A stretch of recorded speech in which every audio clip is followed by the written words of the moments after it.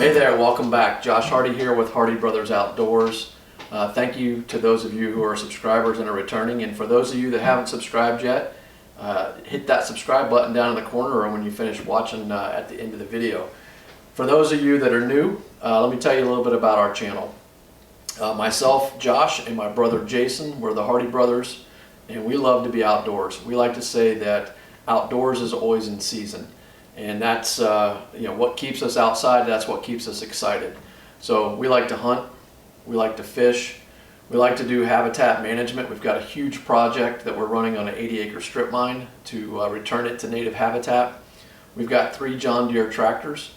We've got a 1025R, a 2032R, and a 4052R, so we do a lot of content around that. And we also have a wood miser hydraulic sawmill, and we'll continue to do more projects with the sawmill as time permits. But right now it's hunting season, and you may have seen my recent video where I was able to get a pretty nice 7-point buck with my bow. I shoot a Matthews Creed bow with Muzzy 3-point fixed broadheads. And I was able to get that deer from the ground this year. It's the first time I've ever tried that. Not the biggest of Ohio bucks, but it's a pretty nice buck and pretty exciting for the way I took it. 17.5-inch spread, so it was a decent buck. But once you get that deer is when the work really starts. So Jason and I have been hunting since our early teen years. And I think between the two of us, we've probably taken our deer to the processor maybe 2 or 3 times. So in today's video, I'm going to skip past the hanging and the original butchering of the deer. I'm not even going to get into any of the meat here today, but I want to talk through some of the essentials that we find that help make processing the deer a lot faster and a lot easier. Now, I'm not going to get into the post projects like making jerky and things like that in this episode. We might do that later. But I am going to talk about from the time that I get it quartered up and start processing, which I spent a good bit of time last night. So I've got about 11 products here. I'm not showing them all right now because I've got a couple I'm going to hold back and save for the end. But all of these products, if they're available on Amazon, I'll put a link down below. If they're not available on Amazon, I'll put a link to wherever we may have bought them. And some of them are not the most recent of products.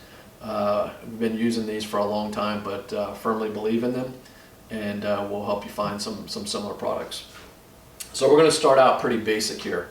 I like having a very large nylon cutting board, something that's easy to clean, something that is bigger than what you normally would have in your kitchen, and this just helps improve the containing the mess, being able to spread out the different pieces of the meat as I'm cutting it.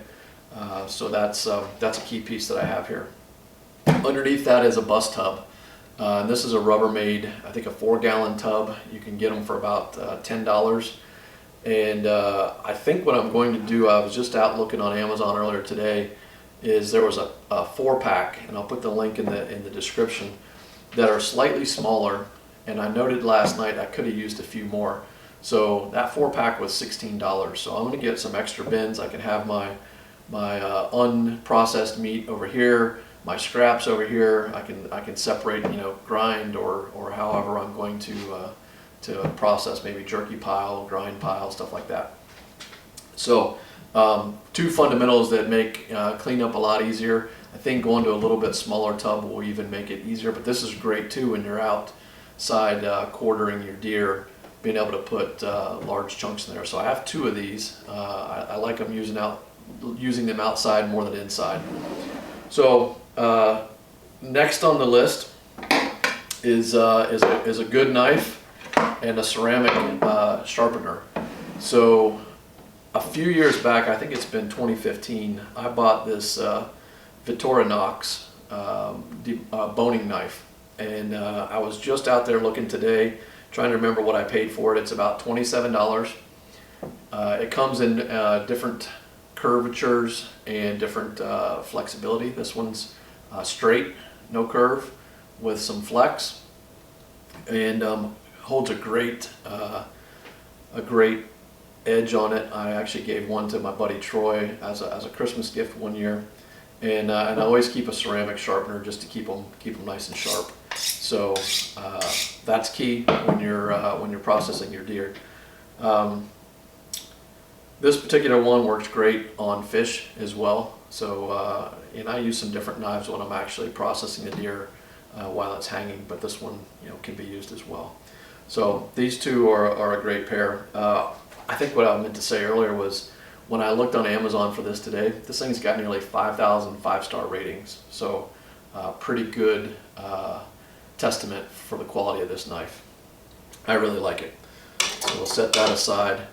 Once we get the things cut up, then the decision of how I process stuff comes next. So instead of using freezer paper and Ziploc bags, I like to use vacuum sealer. I've had this vacuum sealer. It's made by Food Saver. I've had it for a number of years. This is a bag dispenser. It makes it really easy to pull out your bags to the length that you need, and it's got a sliding cutter on it. So I'll put a link to some of the different Food Saver products out there, or I guess just vacuum sealers. I was looking earlier, and you can pick them up these days for probably 40 to 60 bucks on the low end and into the hundreds on the high end. This one I think I bought at Sam's Club 10 plus years ago. It's still running strong, no problems with it at all. It's a good piece of equipment to have, and it really helps reduce that freezer burn that you get when you've got pockets of air around your meat. So I use that for big things like back straps, and I also have another product I'll show you later that we use the Food Saver quite a bit for in some of the cooking preparation. The next thing that I have is a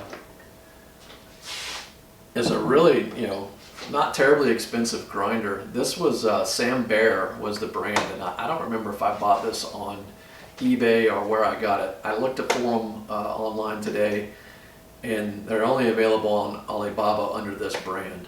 I did find another brand, and I don't remember it right offhand, that looked very similar all the way down to the buttons, the design, everything very similar out on Amazon. I'll put a link to that, but I can't speak exactly to that one. This one claims to have 1,800 watts. It was an SB 500, I think is what it was. It came with some of these stuffer attachments.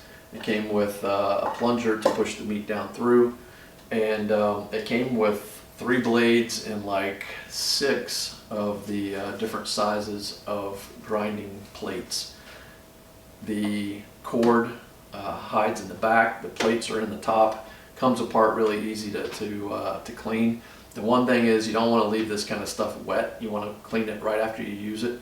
Otherwise you're going to end up with rust. Even though it's stainless, for some reason we lost the finish on there. So I think we might have ran it through a dishwasher or something. Don't advise that. These little stuffers go on the ends, and we've used them both for making snack sticks, summer sausages, and also just stuffing our grind into bags, which I'm going to talk about here in just a second. So I'm going to set that a little bit off to the side because I just mentioned the bags, and this is probably one of my favorite products. This is an LEM twist and seal solution is what it's called. It claims to reduce your packaging time by 1/3. I don't know if that's true or not, but I did about 14 pounds of ground last night, all the way through the processing to the grinding and putting in the bags. And usually if I can do it with Jason around or my buddy Troy around, this goes pretty quick. It was nice to have this thing, and I'm going to take it out of the show you what you get here. It comes with 50 bags for putting your meat in there. I'm not going to spend too much time because I've got an example on that. And then it's this tape machine. And so I think this thing runs like 28 bucks, $29. And you have your stuffing tube on and you fill your bag. And it's got a line on there at where 1 pound is. But I also, I like to be as close as possible. Call it being a little anal, but I have a little scale that I use to get me to 1 pound. That way when we're using recipes like tacos or different types of recipes that you use ground in, that you're as close as you can get. So the cool thing is once you have your ground in there, you twist it up, and this thing is going to put a tape seal on the bag, but also cut your bag. So you just push it down through and pull it back, and it makes a real nice seal on your bag. So this is probably one of my favorite purchases. For $29, it's great. So we have that. The one thing that I forgot to mention when I was talking about the vacuum seal and the Food Saver, for the longest time I was buying Food Saver brand bags, and we found some generic ones online. This says Food Vac bags is all it's called, and they work just as well at a fraction of the price. So I'll have to see if I can find the ones that we've been using online, and if so, I'll put the link in there as well. Now, let me get down here to get a few things out of the way for this next gadget. This is not a low-cost gadget, but I gotta tell you, this is, well, I got this for Christmas from my mom probably 3 Christmases ago. My wife and I got this, and didn't come with the carry case, so we bought that.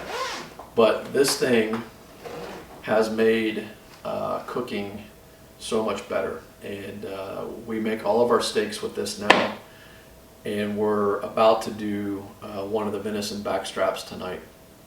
So this thing's called a Sous Vide, which has to do with the word has got to do with vacuum, and basically this is a heating element, and that heating element, this one actually is pretty cool. I think I run about $199.